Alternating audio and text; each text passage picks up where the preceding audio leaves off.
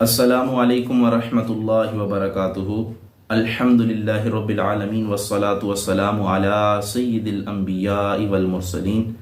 اما بعد فاعوذ باللہ من الشیطان الرجیم، بسم اللہ الرحمن الرحیم۔ آج آپ کے سامنے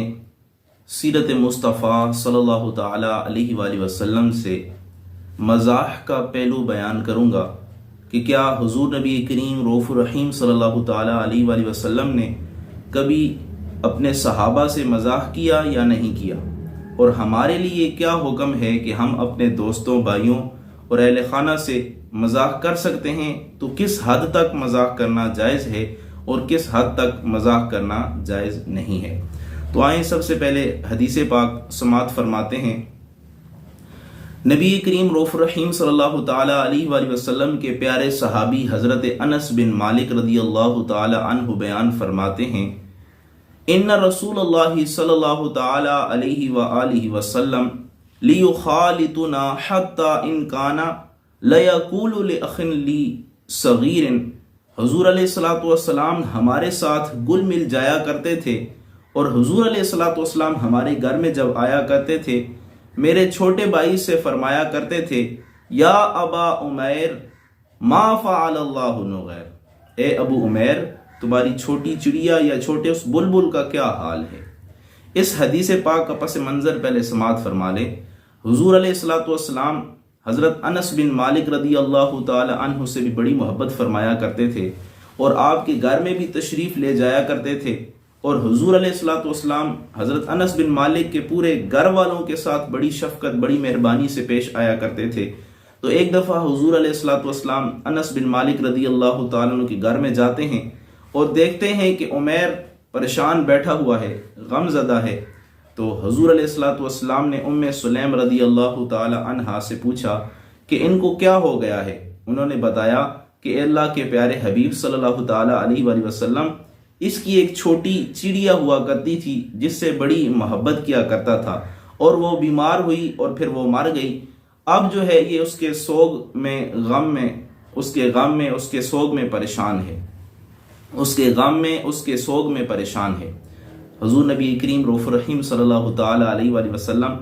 حضرت عمیر کے پاس گئے اور ان سے پوچھا، یا عمیر ما فعل اللہ نغیر،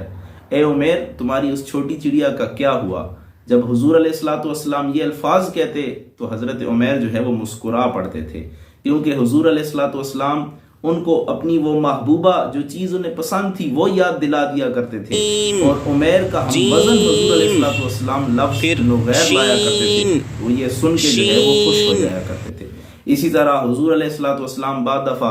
حضرت انس بن مالک رضی اللہ تعالیٰ عنہ کو یوں فرمایا کرتے تھے، اے دو کانوں والے۔ اب یہ دیکھیں، دو کانوں والی بات حقیقت پر مبنی ہے کہ حضرت انس بن مالک رضی اللہ تعالیٰ عنہ کے دو کان ہیں، ہر انسان کے دو کان ہوتے ہیں۔ تو حضور علیہ الصلوۃ والسلام جب یوں فرمایا کرتے تھے تو حضرت انس بن مالک رضی اللہ تعالیٰ عنہ خوش ہو جایا کرتے تھے۔ تو حضور علیہ الصلوۃ والسلام جب صحابہ سے مذاق کرتے تھے تو صحابہ نے حضور علیہ الصلوۃ والسلام سے پوچھ لیا، یا رسول اللہ صلی اللہ تعالیٰ علیہ وآلہ وسلم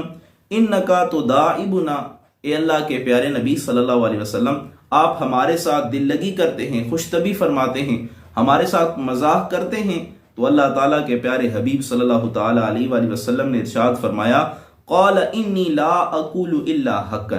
حضور علیہ الصلوۃ والسلام نے فرمایا میں تمہارے ساتھ مزاح کرتا ہوں، لیکن میں جو بھی منہ سے کہتا ہوں صرف سچ کہتا ہوں، سچ کے سوا کچھ نہیں کہتا۔ تو اس حدیث پاک سے پتہ چلتا ہے مزاح کے کچھ اصول ہیں۔ کسی کے ساتھ دل لگی کی جائے، کسی کے ساتھ جب مزاح کیا جائے تو کم از کم زبان سے جھوٹ نہیں بولنا چاہیے، کیونکہ کسی کو خوش کرنے کے لیے زبان سے جھوٹ بولنا، اس پر حضور علیہ الصلوۃ والسلام نے بڑی سخت وعید فرمائی ہے، حضور علیہ الصلوۃ والسلام نے منع فرمایا ہے۔ حضور علیہ الصلوۃ والسلام خود بھی مذاق فرمایا کرتے تھے، اور حضور علیہ الصلوۃ والسلام اپنے اہل خانہ سے بھی مذاق فرمایا کرتے تھے، اور یہاں پہ مزاح کا حکم ہے، مذاق کا حکم نہیں ہے۔ مذاق کہتے ہیں ایسا مذاق کہ جس میں اگلے آدمی کو تکلیف محسوس ہو، اگلے آدمی کو جو ہے وہ اس کا دل دکھ جائے، اس کی دل آزاری ہو، یا اگلا آدمی جو ہے وہ غم میں پڑ جائے، تو ایسا مذاق جائز نہیں ہے، بلکہ مزاح جائز ہے کہ جس سے اگلے آدمی کی پریشانی دور ہو جائے، اس کا غم دور ہو جائے، اس کا چہرہ اگر بجھا بجھا سا ہے تو وہ آپ کی گفتگو سن کر اس کا چہرے پہ مسکراہٹ آ جائے، اس کا چہرہ جو ہے وہ حشاش بشاش ہو جائے، تو ایسی گفتگو کرنا جائز ہے۔ اور حضور علیہ الصلوۃ والسلام کی بارگاہ میں ایک بوڑھی عورت آتی ہیں، عرض کرتی ہیں یا رسول اللہ صلی اللہ تعالی علیہ وآلہ وسلم، میرے لیے مغفرت کی دعا فرمائیں۔ حضور علیہ الصلوۃ والسلام نے فرمایا کیا تمہیں علم نہیں ہے، کیا تمہیں معلوم نہیں ہے کہ بوڑھیاں جنت میں نہیں جائیں گی؟ وہ رونا شروع ہو گئی، اور ایک روایت میں ہے کہ وہ چیخیں مارنا شروع ہو گئی۔ تو حضور علیہ الصلوۃ والسلام نے فرمایا کہ جنت میں جو بھی داخل ہوگا جوان داخل ہوگا، یعنی وہ اگر بوڑھا بھی تھا تو وہ جوان ہو جائے گا، اسے جوانی عطا کی جائے گی، پھر وہ جنت میں داخل ہوگا۔ تو حضور علیہ الصلوۃ والسلام بھی خوش طبع فرمایا کرتے تھے۔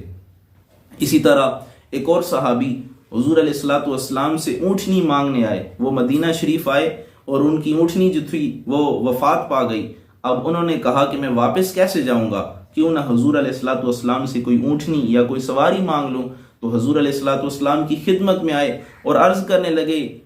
استحمل رسول اللہ صلی اللہ تعالی علیہ وآلہ وسلم، حضور علیہ الصلوۃ والسلام سے مطالبہ کیا یا رسول اللہ مجھے ایک اونٹنی عنایت فرما دیں یا اونٹ عنایت فرما دیں تاکہ میں اس پر بیٹھ کر اپنے گاؤں چلا جاؤں۔ حضور علیہ الصلوۃ والسلام نے فرمایا انی حاملک علی ولد ناقہ، میں تو تمہیں اونٹنی کا بچہ دوں گا۔ جب یہ بات سنی تو وہ پریشان ہو گئے، وہ یہ سمجھ رہے تھے کہ اب میں اونٹنی کے بچے کو کیا کروں گا، اس پہ سواری کیسے کر کے میں اپنے علاقے میں جاؤں گا، اپنے گاؤں میں جاؤں گا۔ تو حضور علیہ الصلوۃ والسلام نے جب دیکھا کہ فلاں شخص پریشان ہو چکا ہے تو حضور علیہ الصلوۃ والسلام نے اسے فرمایا وَهَلْ تَلِدُ الْإِبْلَ إِلَّا النُّوقُ، کہ کیا کوئی اونٹ ایسا بھی ہے کہ جسے اونٹنی نہ جنے، یعنی ہر اونٹ اونٹنی سے جن کر ہی جو ہے وہ پیدا ہوتا ہے، چاہے وہ بڑا ہو جائے لیکن کسی نہ کسی کا بچہ ضرور ہوتا ہے۔ حضور علیہ الصلوۃ والسلام صرف اپنے صحابہ سے ہی مذاق نہیں کیا کرتے تھے بلکہ حضور علیہ الصلوۃ والسلام اپنے اہل خانہ سے بھی مذاق کیا کرتے تھے۔ حضرت عائشہ صدیقہ رضی اللہ تعالی عنہا بیان فرماتی ہیں جب ہم صحن میں ہوتے حضور علیہ الصلوۃ والسلام کے ساتھ میں دوڑ کا مقابلہ کیا کرتی تھی، کمرے سے لے کر دروازے تک۔ تو ایک دفعہ ہم نے مقابلہ کیا، دوڑ لگائی اور حضور علیہ الصلوۃ والسلام سے میں آگے نکل گئی۔ اب دوسری دفعہ جب ہم نے دوڑ لگائی تو حضور علیہ الصلوۃ والسلام جو ہے وہ مجھ سے آگے نکل گئے۔ تو حضور علیہ الصلوۃ والسلام نے فرمایا اے عائشہ یہ اس پچھلی دوڑ کا بدلہ ہے جو تم مجھ سے جیتی تھی اور آج میں جو ہے وہ تم سے جیت چکا ہوں۔ تو اس سے پتہ چلا مذاق جائز ہے اگر چند اصول یا چند چیزیں جو ہے وہ اپنے ذہن میں رکھی جائیں تو کسی کے ساتھ مذاق کرنا جائز ہے۔ نمبر ایک، مذاق ایسا نہ ہو کہ جس میں آدمی جھوٹ بول رہا ہو، مذاق ایسا نہ ہو کہ اگلے آدمی کے دل